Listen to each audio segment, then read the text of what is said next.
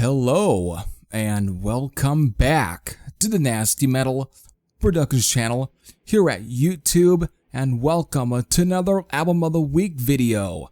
This is episode number 210.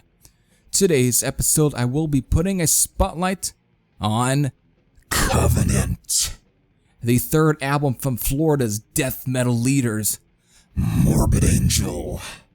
Originally released on June 22nd via both Earache Records in Europe and their first on Giant Records, a subsidiary of Warner Brothers Records in North America. So with all that said, let's begin. The early 1990s was a pivotal time for the burgeoning death metal genre and saw plenty of the heavyweights see plenty of great success in the underground, where it was, at best, flourishing.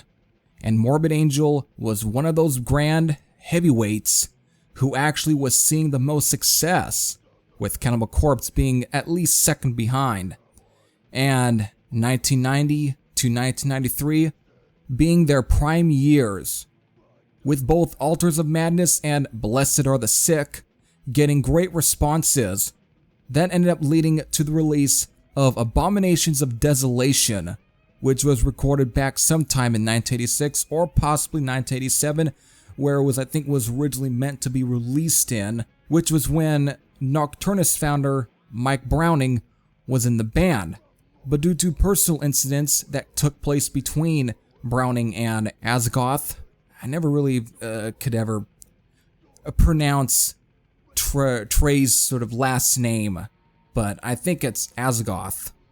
Hope I'm, again, if I'm pronouncing it correctly, let me know. If not, again, let me know in the comment section below. But, continue on. Mike left for obvious reasons. So Abominations of Desolation was shelved till 1991.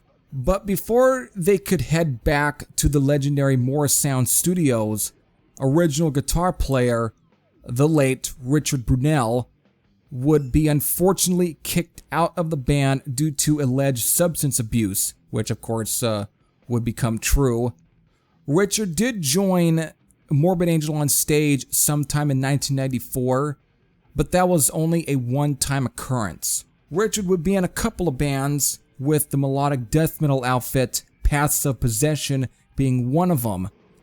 Soon after his time with Paths of Possession, he would be sent for 14 months at Zephyrill's Correctional Institution located north of Tampa for possession of cocaine, and would be released on June 21st, 2008. He would sadly pass away at the age of 55 on September 23rd, 2019. With Richard being out of Morbid Angel, instead of trying to search out for a replacement member, Trey, David, and Pete would instead opt to record as a trio. Current Cannibal Corpse member Eric Rutan would join afterwards. So from January through to March of 1993, they would record back at Morris Sound Studios, this time bringing in the guy who originally brought Metallica to power, Flemming Rasmussen, to help produce Covenant. And on June 22nd, Covenant would seek chaos into every person's household. So, here we go.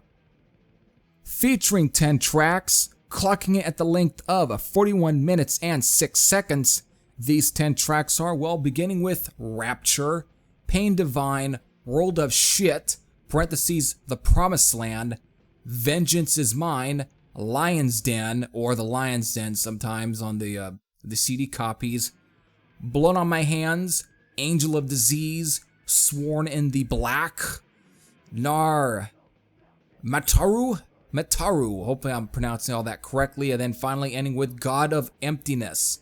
So there you go, folks. there's your 10 tracks.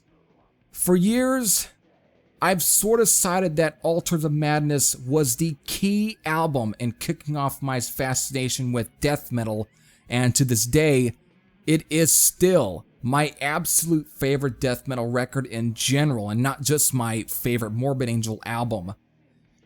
And at one point in time, I used to cite Deicide as being my preferred death metal band, and that was based mostly off of those first 2 albums. But in the last 6 months, I've began to lean more and way more into Morbid Angel, and they have just become my go-to death metal preference. And with their album here, Covenant, it's no exception why. Morbid Angel were obviously on a roll. It's very clear that the musicianship was getting more tighter, and the production since Blessed was also getting more tighter, but yet the attitude was still there. Morbid Angel were just brilliant at what they did. With the songs like the opener Rapture, Pain Divine, Vengeance is Mine, The Lion's Den, one of my personal favorites off of this album, and the thrashiness of Angel of Disease, which was originally recorded on Abominations of Desolation, but it's obviously updated here, but that same spirit is still present, are great representations of Morbid Angel's classic primal embodiments. But there lies some experimentations that were somewhat being played around on the classic Blessed Are the Sick album, but here are becoming more realized. For example, take for note God of Emptiness, which ends the album. It's a sludgy, doomy song that sees David Vincent play around with his vocals here, at times opting for a lower deep tone. That's not guttural death metal vocals, you know, the typical that you expect from David Vincent. But maybe, again, it's more seen in a goth way here, which David was beginning to flirt here with, which it becomes no secret at what David Vincent would do, you know, with his wife in post-Morbid Angel years. This still is prime Morbid Angel and is equally one of their most brilliant albums.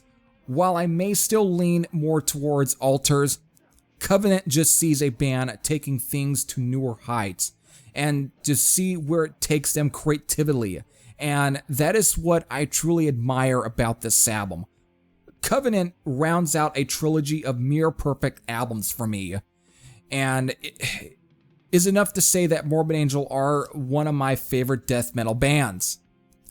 After this, Earache Records would officially join Morbid Angel and would stay for 1995's Domination, but would leave. He would return for Gateways to Annihilation in 2000, but would ultimately leave afterwards. David Vincent would continue into 1995's Domination, but would leave soon afterwards, and would be replaced by Steve Tucker, who to this day is still their current vocalist. David Vincent would return to Morbid Angel, second thought, let's just end things right now. So there you go, 30 years for Covenant. For those who spent years blasting this album, if you have any thoughts, whether they are positive or negative, you can leave them in the comments section below. But if you have never listened to Covenant, or any Morbid Angel for that matter, if classic old school death metal is your flavor, then it's mandatory to listen to Morbid Angel.